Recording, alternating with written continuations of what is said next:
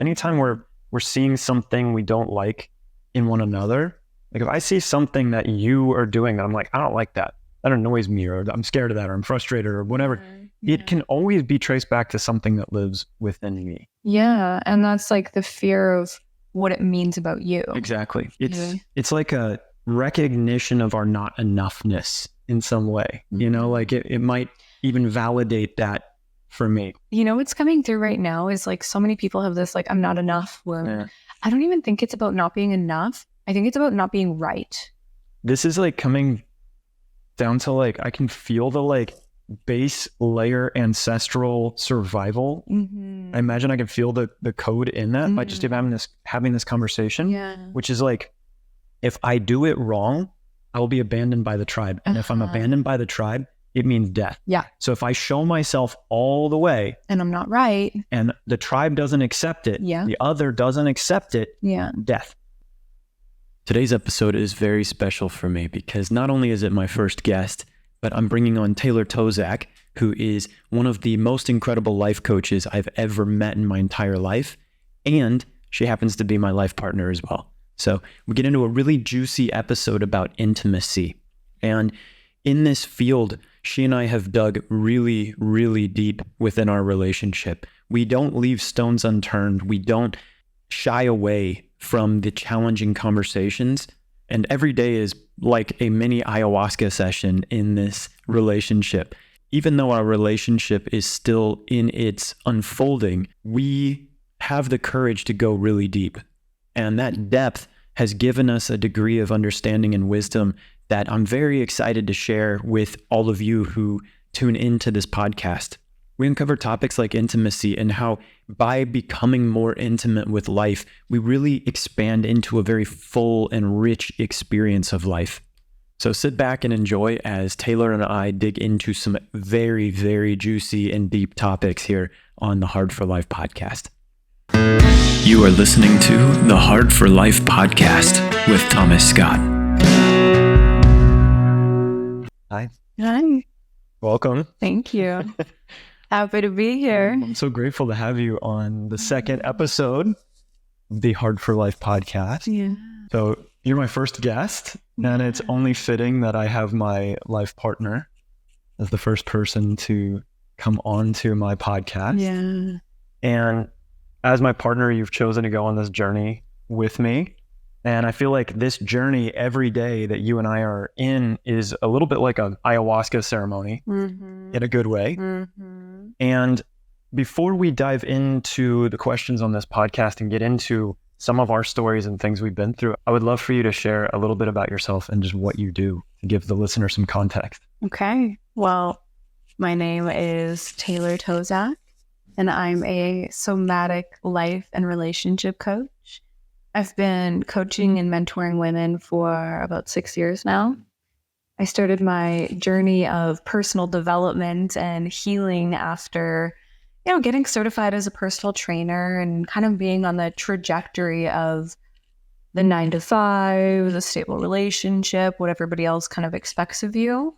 And then kind of burning all of that to the ground through ending a relationship, quitting my job, and just burning in the boats, taking the island of becoming an entrepreneur. And it's been a radical journey of self-discovery and healing and a reclamation of my authenticity. And I feel so grateful and so privileged to get to do what I do. And now I help women really reclaim their relationship with themselves, with their bodies, with their self-expression, by using their body to process unresolved emotions and stuck energy and things that are like living inside of them from past traumas or past experiences that are, kind of wreaking havoc on them. Yeah. So, yeah. Well, I have some questions queued up for you. Okay. If you're open to them. I'm here for them. My first one is, the theme of this podcast is about becoming more intimate with life. Yeah. And it's really beautiful what you just shared in the work that you do, because I imagine there's a connection there with intimacy. Definitely. At the core root. And so I'm curious, you and I have struggled with our own wounds of intimacy, And I imagine we have a lot to share on this particular topic. So to start, I would love to know what becoming more intimate with life means to you and what your journey of deepening into intimacy has been. I heard this quote once that said, intimacy is into me you see. And wow. It really resonated with me because I think intimacy is seeing someone all the way for who they are, or letting someone see you all the way for who you are, and not holding back, not performing, not people pleasing or pretending to be something that you're not in order to get love or approval or validation or whatever that might be, but really being your most radical, authentic expression, and being that for like letting life see that of you first, letting yourself see that of you, and then letting others see that of you. So for me, first and foremost, that looks like, I think everything starts with the self, right? Like it starts with me being willing to be intimate with myself. And that means being willing to look at the stuff that I may not actually want to see. The shadows, the insecurities, the shame, the trauma, the past experiences, and like being willing to look at them within myself first. And I think it starts there. And then from there, I can actually share it with you and, you know, share it with others and share it on a podcast and share it beyond just myself. So I think intimacy is like seeing into myself first and then letting others see into me afterwards. I love that. Like, into me, you see. I really feel like we can only see others to the depth we have seen ourselves. Like to the willingness and ability that we have to go into our own stuff. To the ability we can see others. And it makes sense, right? If someone is presenting in a particular way that I am not willing to see within myself, it's like, no, don't show me that. I don't want to see it. We run from that. We eject out. We end the contact.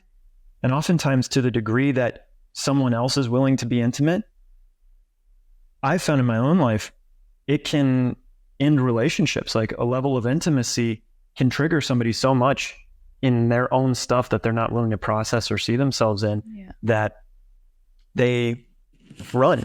And I think that happens with men a lot in relationships, because I imagine women to some degree are willing to open their hearts more. Or at least they know how. They have the tools, especially if they haven't been hurt. But I also imagine, like, to the degree a woman does open her heart and like really opens an intimacy, is also to the degree it can get really locked down and really trapped and stuck. And there's a level of like, if we show ourselves to somebody all the way and then that's met with an eject or something, there's also a lot of like pain that can come from opening intimately in those places. It can be really traumatic when intimacy is very vulnerable, right? It's a very tender, sensitive place to be. And when someone doesn't accept it, or like you said, ejects, like runs out of it, or maybe judges it or shames it or makes it wrong, it doesn't feel safe to open up in that expression, and it doesn't feel safe to be seen in that way. And I think at some point every single human has experienced that. Someone has said something about you that made you feel wrong for who you are, what you're experiencing, and you developed this like protector that prevents you from being seen in that anymore to keep you safe. And so then that's why I think, you know, men too, like there's so many societal stories about like how a man has to be and how a man has to show up, and, you know, but men are more led by their heads than their hearts, and women are more led by their hearts than their heads. The feminine leads from her heart, leads from emotion, leads from that space, and the masculine leads more from logic and practicality. And so I wouldn't think that it's necessarily the tools, more of like a biological or like energetic expression. Like as a woman, I naturally lead more from my heart, which is more intimate than leading from my head. And I think for women, it's like so many of us have learned how to lead from our head through what society expects of us. And men have not felt safe to lead from their hearts because of emotional injuries or past experiences, or maybe they did open up and it wasn't met the way that they wanted to or desired to, or their parents said, like, you know, as a boy, you shouldn't cry or shouldn't be sensitive or whatever those expectations are. And, you know, as women, like, we crave emotional vulnerability from men. We crave emotional intimacy from men, but a lot of men don't feel safe to go there. Yeah. And even on that same note, sometimes women don't feel safe with men if they're too emotionally vulnerable. Yeah. Then they have to step into their masculine. And there's like a way, there's like a dance of like how to be intimate with someone without, you know, dumping on them or expecting them to like be something for you, you know?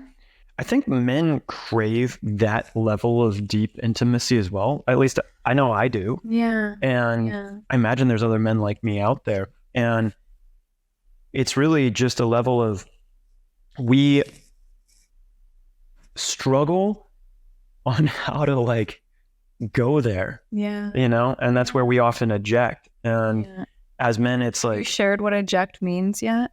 Yeah. Okay. And at the same time, like I can maybe use a different word and just say, like, we as men often escape or distract or find other things to do than to open that part up, because there's oftentimes pain there. Because for us, at least for me, I'll speak for me. For me, that wounding didn't come in a relationship with another partner. It came as a kid. It was like the wounding of not receiving love from my parents in a particular way, or even being around other kids and being bullied, or just experiencing me doing something that was an authentic expression that felt great, and then it being judged by some other saying, no, that's wrong, that's bad. It caused me to be like, oh, I can't do this. I'm not supposed to be this way. And then it gets stuck. And then anytime I get close to opening that, there's a level of pain that comes up. That pain, we're like hardwired biologically to minimize pain. And so it's like, oh, I'm not supposed to go there. Don't go there. There's pain there. And in reality, the game of intimacy, imagine where you're talking about into me, you see, and starting with the self, is to get really curious about that pain. Because that pain's not permanent. No, but it's definitely permanent if we never look at it. For sure. Like, if it's generational if we don't look at it. It is. It's like you pass it down to your kids and your kids and your kids. And then it just continues. And a lot of the pain that we have, like you said, like your parents didn't love you in a particular way, or someone judged you for how you were being. It's not like we're innately wired to judge people or like, you know, make them wrong. But because somebody's parents said that, oh, when you be this, then it makes you bad or it makes you wrong.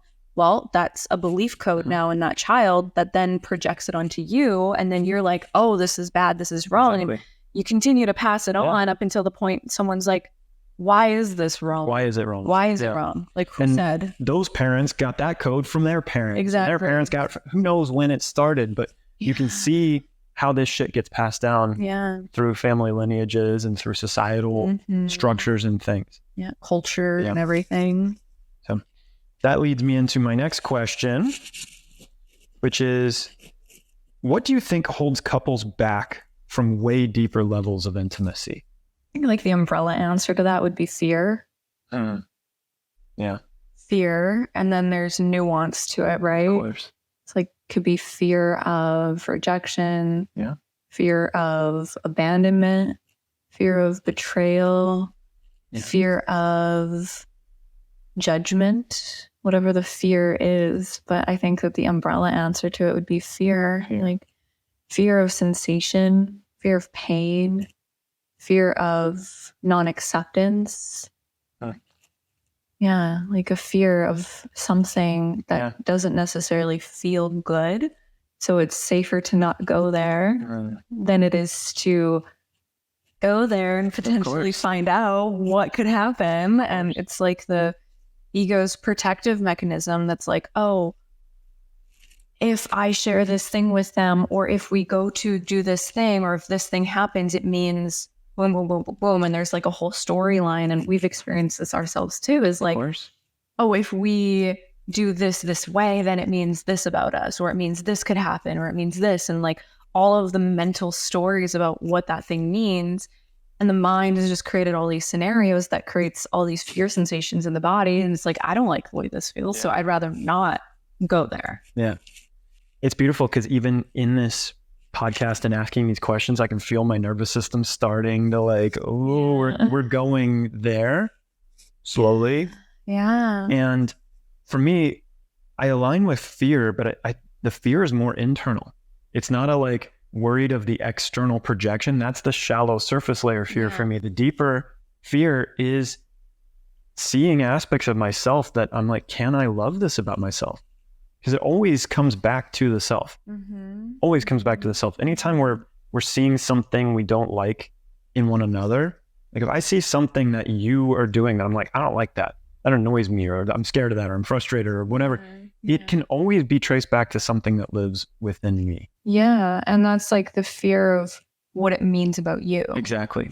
You know, like, what does this mean about me if I share this thing, or if I express this thing? And that's where the like fear of abandonment or judgment or non-acceptance or whatever that might be would be. It's like a recognition of our not enoughness in some way, you know, like it might even validate that for me. You know, what's coming through right now is like so many people have this like, I'm not enough wound. I don't even think it's about not being enough. I think it's about not being right. Interesting. Yeah.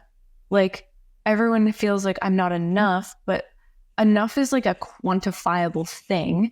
You know, it's like more enough being like, oh, if I do this thing. But it's like, I think it's more of a fear of not being right. Whoa. This is like coming down to like, I can feel the like base layer ancestral survival. I imagine I can feel the code in that by just having this conversation, which is like, if I do it wrong, I will be abandoned by the tribe. And if I'm abandoned by the tribe, it means death. Yeah. So if I show myself all the way and I'm not right, and the tribe doesn't accept it, the other doesn't accept it, death. Yeah. Isolation, alone. Totally. Yeah. And we are still in a society right now that is playing by these really old ancestral codes.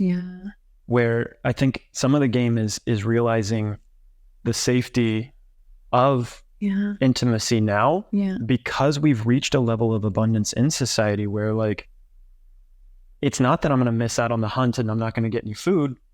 I can go to the grocery store now. Totally. You know? Totally. You can make money in a bajillion different ways that don't require you to have the support of anybody else around you. You can mine crypto. You can like do OnlyFans. There's 1,000 like isolated ways we can make money that don't require the work of a tribe anymore. But that's creating a lot more. Now we have an issue of like lack of safety in connection. Of course. You know, and it's safer. Like, it's like safer to be isolated because there is still like, there's so much more criticism and judgment and cancellation and like, you know, like there's more reasons now to be seen as doing it wrong than there were then. It's like now it's more humiliation and shame and isolation. And even like we're watching the Milan movie last night, and it's like shame on your family and dishonor to your family for not being a good daughter. And it's like, you know, each culture has its own texture and representation of that. But I think about social media too, and like how, you know, you say something the wrong way, then everyone's going to bully you. And like, we all have bully wounds of like, I was bullied in high school too, and bullied and isolated by my sister. And it's still that like fear of being separate. And I think that's why people don't show themselves all the ways, because they're afraid if I do this, then I could be wrong. And I could be isolated with shame. So I'd rather isolate without the shame. Or it's kind of like that abandonment wound where you leave the person first before they can abandon you. Exactly. You're like, I'll isolate ahead of time before anybody can isolate me. Yeah. I have that coming up with this podcast so strongly. You know, it's like, this is what's held me back from doing this for a long time, is my fear of being isolated by my family, you know, for my story to come out. Yeah. Which thankfully I know that's not going to happen, because I have a deep, loving connection with my family and they do accept me. But for many, many years, I told this story that they wouldn't. Totally. I told this story that all of my friends wouldn't accept me if they found out about my past, and that I wouldn't be successful in business. Totally. And so I isolated all the way. And this is a reclamation of that, but it takes a lot of courage. It does. On both ends. And like, you have a lot of courage too, with sharing your stories and your heartbreak and your wounds that led to a lot of trauma in your life. Yeah. But I remember the first time that I ever shared something. It was the most, like, my nervous system went into a full-blown, like, shaky fear experience. And like, usually when we have that, we're like, this is not safe. Yeah. But because I had like the tools and education I did, it's like, oh, this is just resistance and fear of non-acceptance. So can I love and accept myself first in this?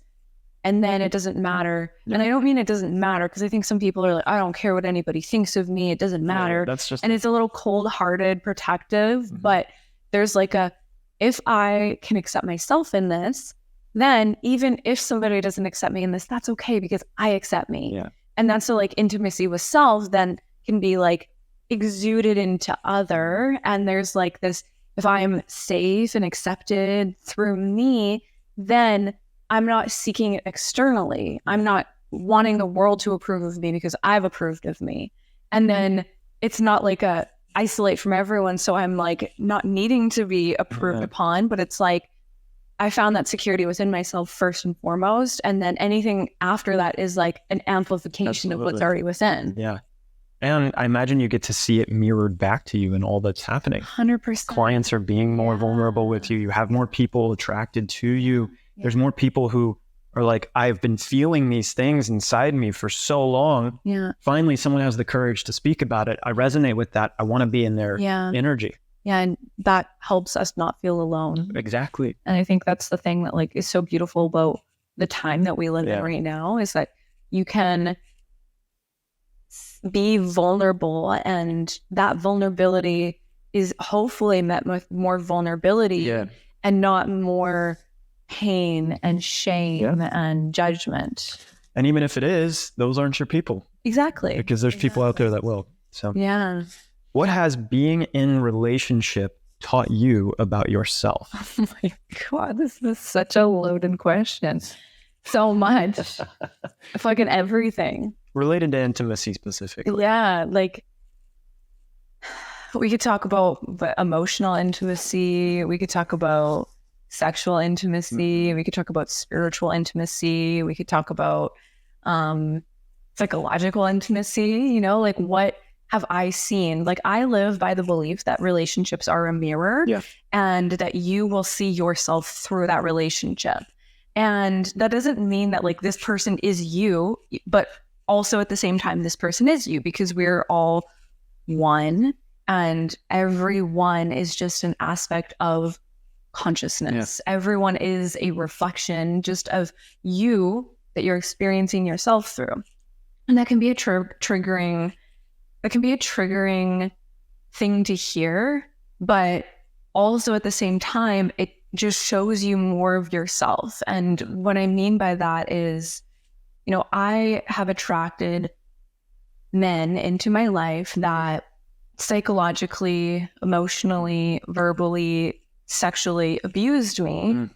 And I could have chosen to blame them for it. And, you know, when I was in a disempowered, victimized state, I would, and I would make it them. But after each experience, I think something wiser inside of me would ask, like, you know, the why me question, like, why is this happening to me?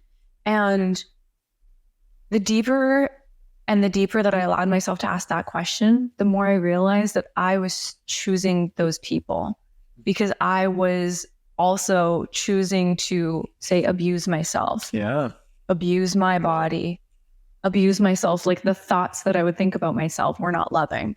The way that I would treat my body was not loving. Yeah. The way that I chose to not listen to my intuition, not trust my own boundaries. Like every relationship that I ever had was simply a reflection of the relationship that I had with myself. And by taking responsibility for myself first, I was then able to bring that into, well, what do I actually want in a relationship? You know? And so relationships for me always showed me of how am I relating to myself right now?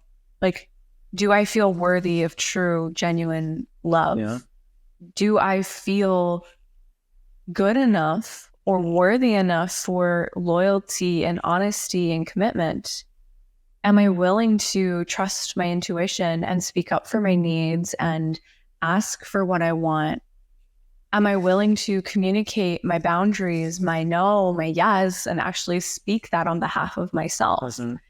And, you know, they were always a reflection of the level of love that I had for myself. And I've heard this ideology too, that like self-love, it's not just this like, I love myself, I'm amazing, I'm great, I'm all these things. It's like a self-respect. Yeah. And it's a self-respect for yourself, not just I love the way I look, or I think I'm a great person, and these are all the amazing things about me, but like I love even the darkest, nastiest, cruelest, meanest, ugliest parts of me. And if I can love that and choose to respect myself, I don't need to act on those things. I can love those parts of me, but also not choose from those parts of me. Yeah. I imagine that's one of the more triggering topics we could dig into, which is around this idea that every relationship is just a projection of, or a mirror of the self. Yeah. The parts you do love and the parts you don't love. Yeah. And there's a level of ownership and empowerment that can come, but can also be very upsetting to some people to hear whatever you're being met with in a relationship, whether it's abuse, whether it's lack of intimacy, whether it's shitty communication, is all just a reflection of you. Yeah.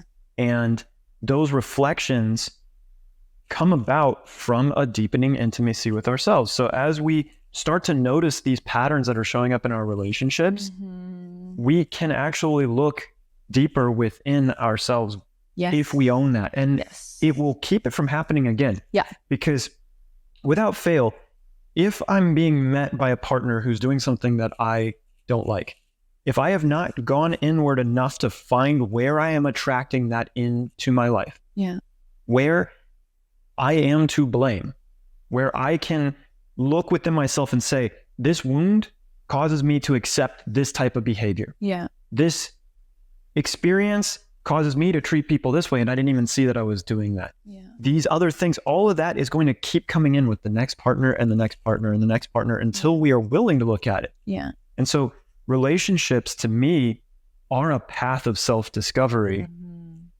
because they, yeah. I think something that you said is like, where am I to blame for this? I've, you know, whenever I'm working with my clients around this too, like I do a lot of work around uncovering the unconscious patterns that we have in relationships. And blame is making ourselves wrong for it, but responsibility or ownership is, where can I take empowerment from this? Like, where can I take responsibility for my reactions, my choices, my decisions, and where can I own that I chose this? Because we are the creator of our lives and of our reality. But if we are taking blame, it's like, I am wrong for this. I'm bad for this. Thank you for pointing that out, because it's like back to that point of like fear around intimacy is really fear around finding where I'm wrong. And in reality, what we're learning is there's nothing wrong. There's nothing wrong. Can't get it wrong. Everything is God. Everything is meant to be loved. Yeah. Yeah. And that leads me very beautifully into another question, which is, in one of your posts, you wrote, "I think of my relationship with my man like my relationship with God." Talk to me about your relationship to God, and what does the word God mean to you? How does it relate to relationships? Yeah. Well, growing up, my mom was Catholic, Christian on that side of my family. My dad was atheist and did not believe in any higher power. So we didn't really talk about it much growing up. Like, we prayed at dinner and stuff like that. And I was like, I don't know. This doesn't really make sense to me. And my dad is very scientific and didn't believe in a higher power. He believed in things like aliens and stuff like that, but not a higher power. And so it never really made sense to me. And my best friend growing up, I spent a lot of time with her and her family. And they were Christian. So I would go to church with them. I would go to Bible camp. I would go to all of the religious experiences. And God, to me at that time as a young little girl, was this man in the sky who would look at everything I'm doing and judge me for it. And based on, exactly, filter through, is she being good tonight? Kind of like Santa Claus, Yeah, a little bit. It's that same energy of Santa Claus. If you're a good girl, if you do things right, then you're going to go to heaven. And my parents would say this, and I've heard so many people say this, but what's wrong with you? Yeah. What's wrong with you? So I had this deep shame of I am wrong. And I remember, I've told you this story, but I remember being 6 years old and praying to God to forgive me because I felt like I was going to go to hell. Wow. And I don't even know, at 6, I don't even know what I did, but it was I sinned. And I had done something that was so bad that I was doomed to hell. My life was over at 6 years old. And at 6, it was probably something you broke someone's toy or so small. It wasn't anything massive, but it was I'm pretty sure I had a fight with my sister and I stole her thing or lip gloss or something like that. And I felt so much shame for it. And shame was not something you had to be forgiven for your shame, your sins. How wild, right? Someone else has to forgive you for your shame. Yeah. So I always felt disempowered. And God was this force outside of me. And so once I got into more of my rebellious teenage years, I disconnected from anything God related. I was religion doesn't make sense to me. The idea of some power outside of me doesn't make sense to me. And I always felt like a victim, and then I came around to what I had referred to for a while as life.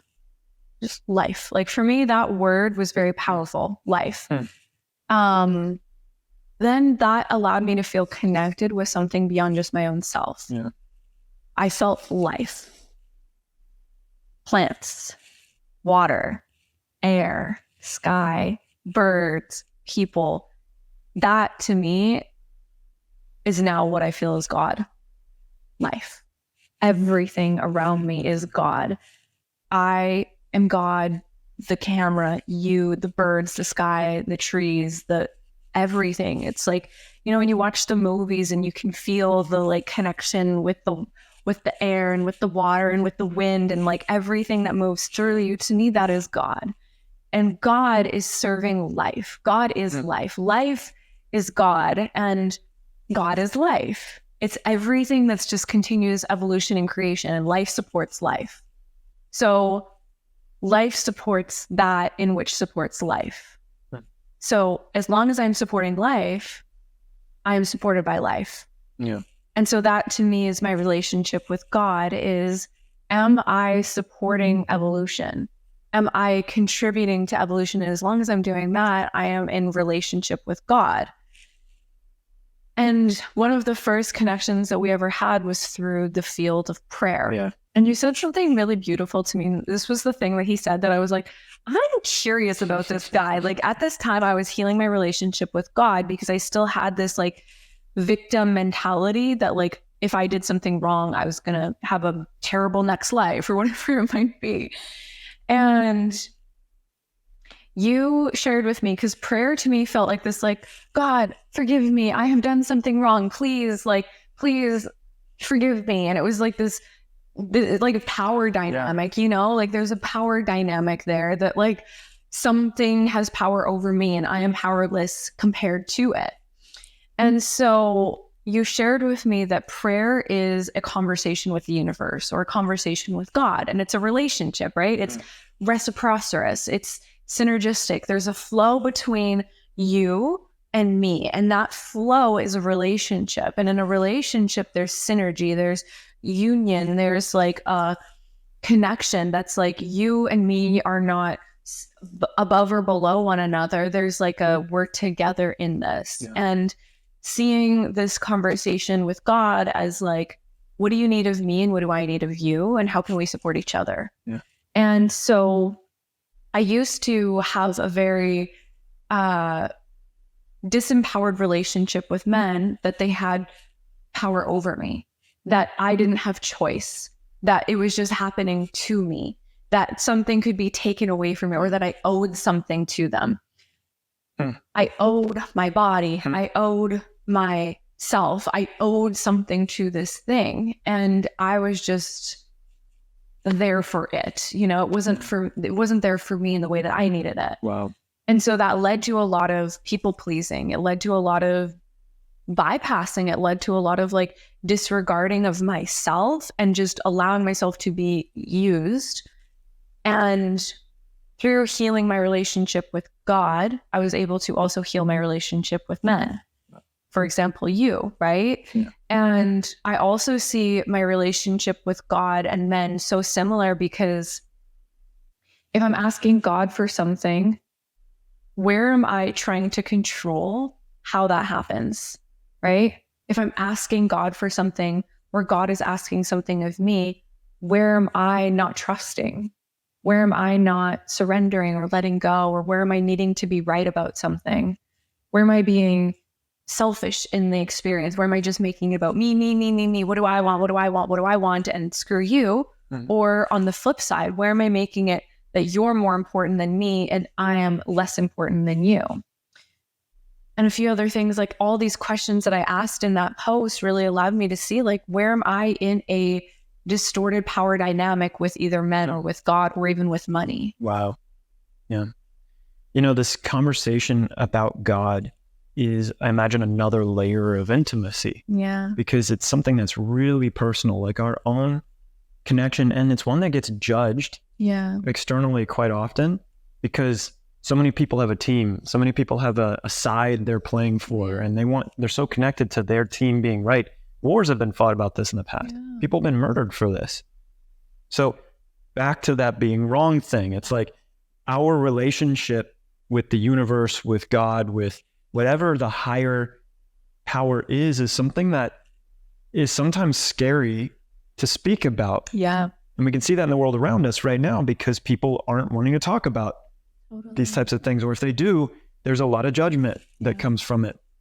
And I'm also always delicate when I speak about the subject of God, because to me it's so sacred for an individual. Yeah. And I wouldn't want to impose my own beliefs or connection onto somebody, because my connection is so personal. It's so intimate. It's like it is the most intimate thing in my life, is my connection with Source. Yeah. And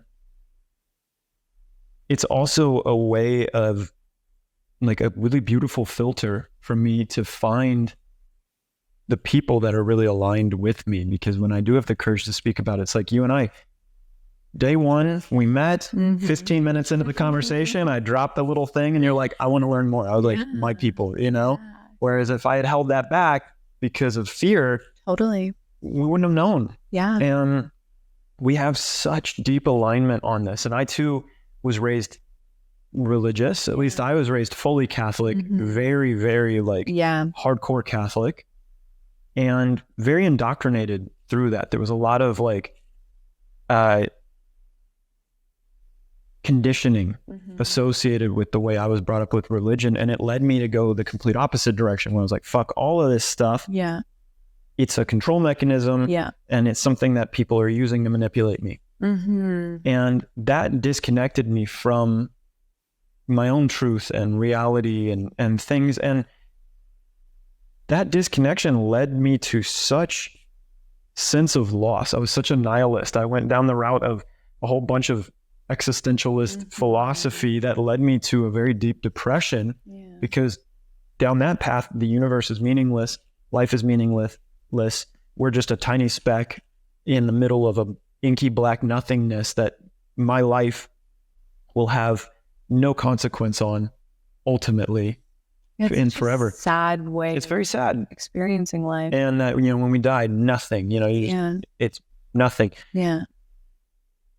There's a lack of, there's a freedom in that, but due to social conditioning, how many people actually take that freedom all the way? Like what I found was like, okay, cool. Life means nothing and I'm going to do nothing. And still I was bound by social constructs. Totally. Like I still played by the rules. I still did everything the way I was supposed to because I didn't want to be ostracized. So I don't know how many people who go down the path of like true atheism really take it to its fullest degree. Yeah. Like they haven't really scratched that all the way, because if they did, they would reach a sense of liberation that I imagine can only be described as a connection to God. Like you find God in these paths because it's in letting go of everything all the way that you can find what's really there. Yeah. And I did that to a high degree.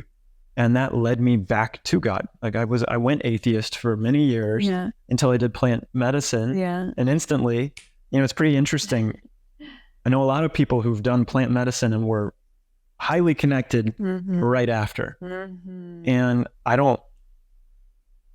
I'm not here to promote plant medicine in any way in that. It's just, I think it's a personal journey again. It's one that like, if you're called to it, you're meant to go. And if you're not, trust that, like totally. The thing I do trust more than anything is everyone's on the perfect path. 100%. And it's back to that wrongness. Like you can't be wrong and you really can't fuck it up. No, you can't fuck up your life. You can't fuck up anything if you're willing to accept it all the way. It's all medicine. It's all here to be loved. It's all in support of a greater good. If you allow it to be, if you give it meaning, then it will have meaning.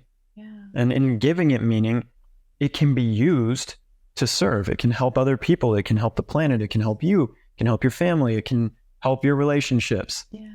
Yeah. And it's a layer, like that is how we heal. We make sense of something that felt senseless. Love that. When our trauma has a purpose, it's no longer trauma. Yeah. And the only way to give it purpose is to give it meaning. Put it to work. Use it. Use it to help others. And then it became worthwhile. Yeah. Yeah.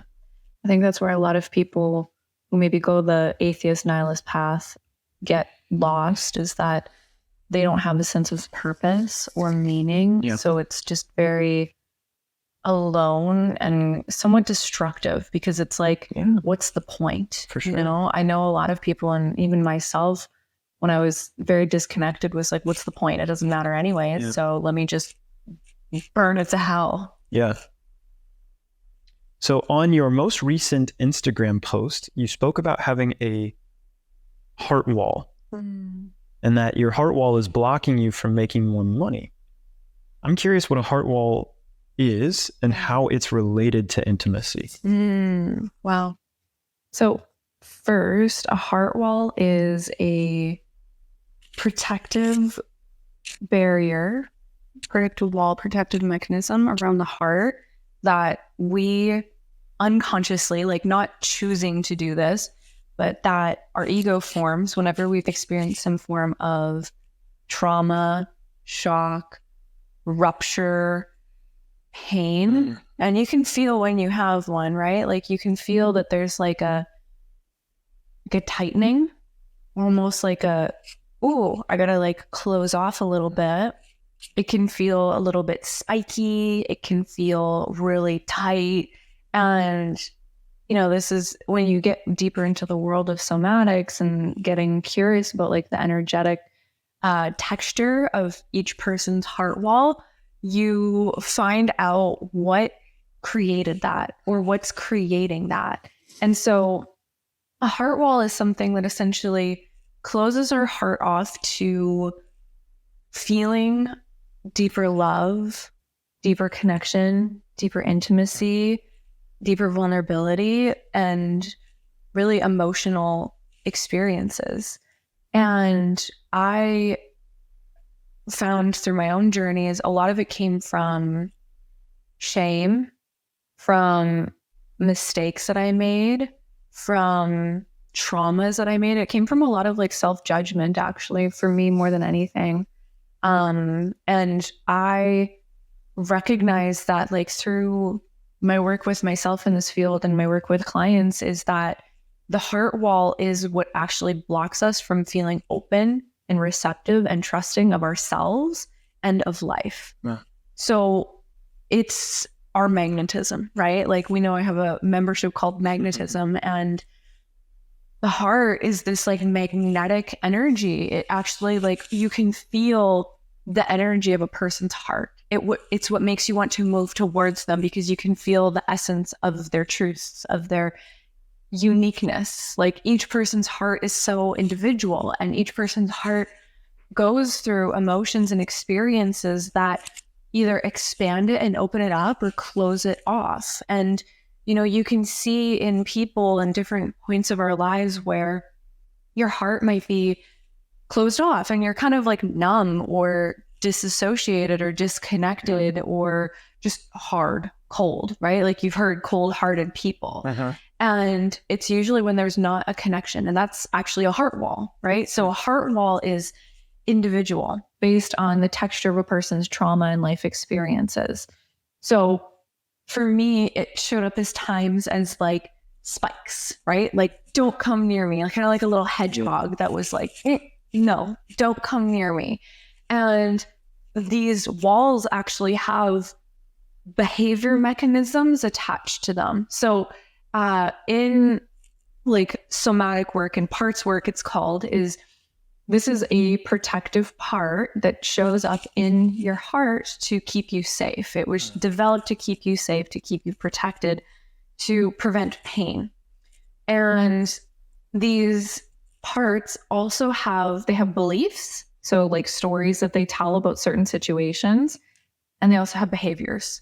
And those behaviors are essentially how we interact with certain things. So the example that I used in relationship to money, specifically speaking to like my soulmate clients, it can also prevent you from more love, right? All the other things that I shared, deeper trust, openness, connection with self, with life, with God, with everything. And with money specifically, like if you look at maybe what happened in a specific scenario, let's just say a client had a traumatic relationship with their father or with a lover or with money. Something happened that was really, really painful. And they didn't get to the point of resolving that emotion or that energy all the way through. And as a result of that trauma, they formed a heart wall. And that heart wall ended up like each time when they think about maybe opening up to a potential lover or a potential client or potential opportunity, that sensation of protection comes up around the heart. Yeah. And the ego has stories that it tells about sensation. And based on that story, it will lead them to either move closer towards something or further away from it. And because we're wired to avoid pain and seek pleasure, if it's a painful association, we won't go towards that.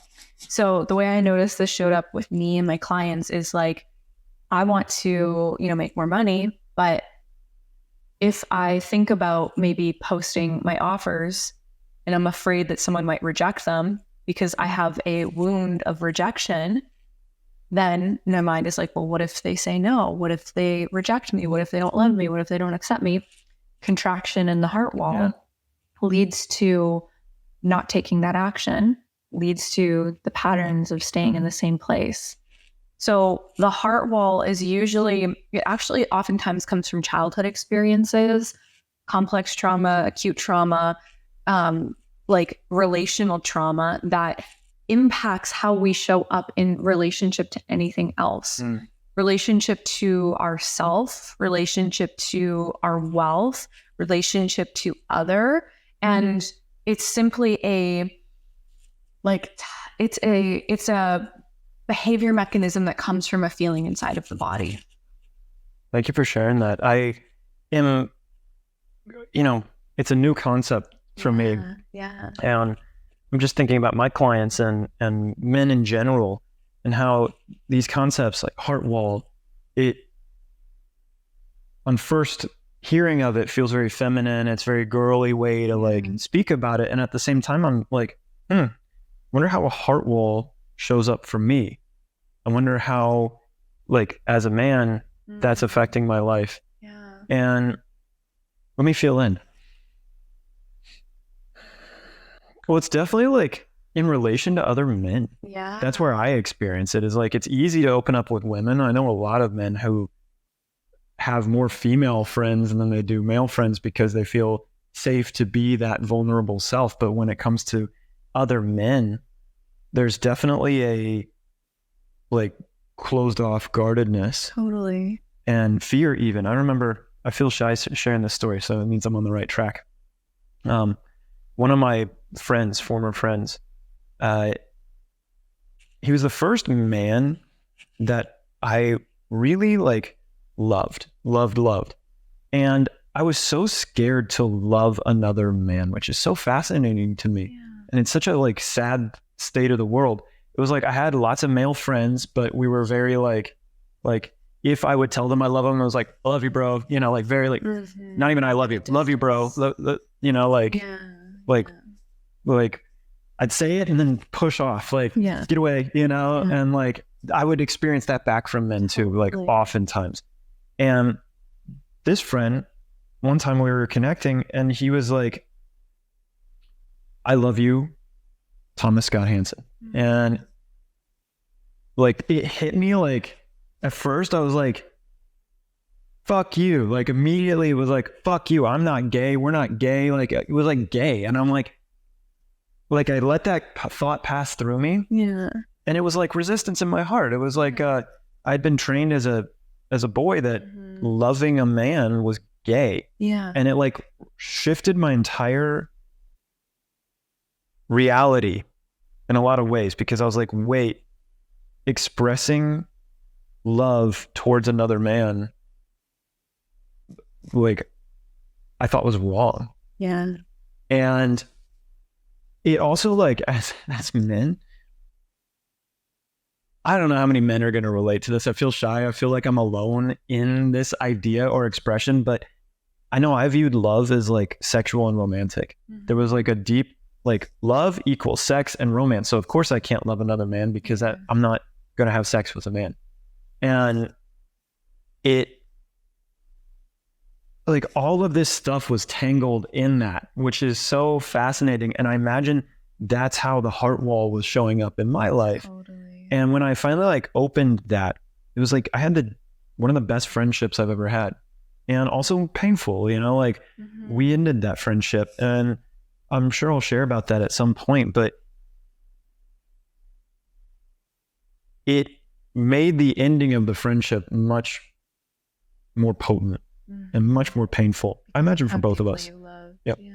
Yeah. And now what I'm finding in my work with men is like, holy shit, I've got so many men that I love dearly now. And like, we're so comfortable sharing that. And it's like, now I know what it feels like to have a true brother, like a true true best friend, like someone that I would actually give my life for, as opposed to a guy I go to the bar with and like try to, hook up with women with, and that's just like when I think of like a heart wall as a man, that's a way that it can manifested in my life as closed off to other men. Yeah.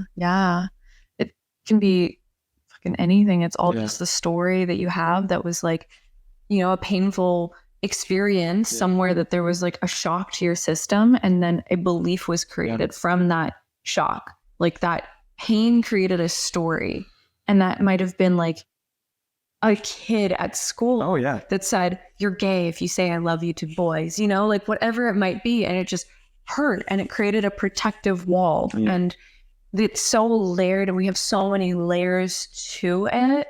It's like an onion. I say like the infinite onion that like keeps unraveling. And you know, love has different textures to it. And I know you found this out for yourself, but like there's romantic partner love, there's parental love, there's childhood love, there's friendship love, there's like universal love. There's so much different love that we can experience. And I think that's part of, you know, unraveling these walls is actually opening ourselves up to deeper and deeper love and deeper intimacy. And, you know, like feeling another person's heart comes from feeling our own hearts too. Absolutely.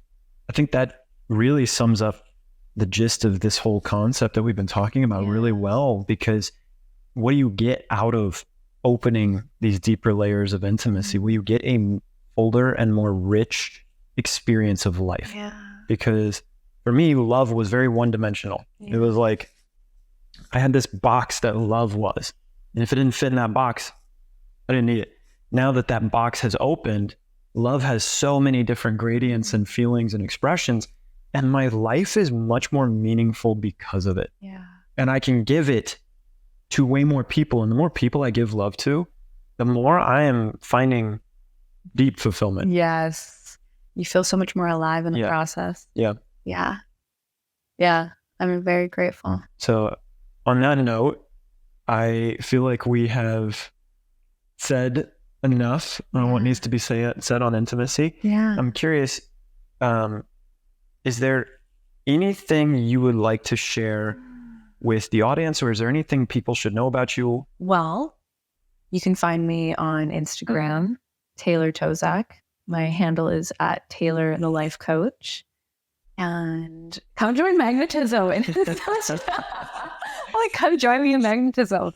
It is my monthly membership for purpose-driven, pattern-breaking women that desire to heal their relationship with their feminine bodies, with men, with money, and really find a deeper sense of self-love so that you can experience more love with life, with love, with union, with money, and just like really become open to receiving more that you desire without blocking it or resisting it or like closing off to it, and really like expanding into more fullness of expression and life and magnetism. It's just, it feels so fulfilling. So it's $88 a month, and it's hell yeah. It's like, it's my favorite place to be right now. So for me, it's such a fun thing to see you run it, because every call you get off of, you're just like, you like squeal and like, you're like, well, it was so good, and everyone had such an experience.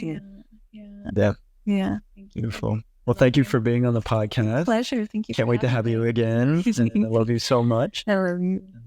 Thank you, everyone who tuned in. We will see you on the next episode of Hard for Life podcast. Good.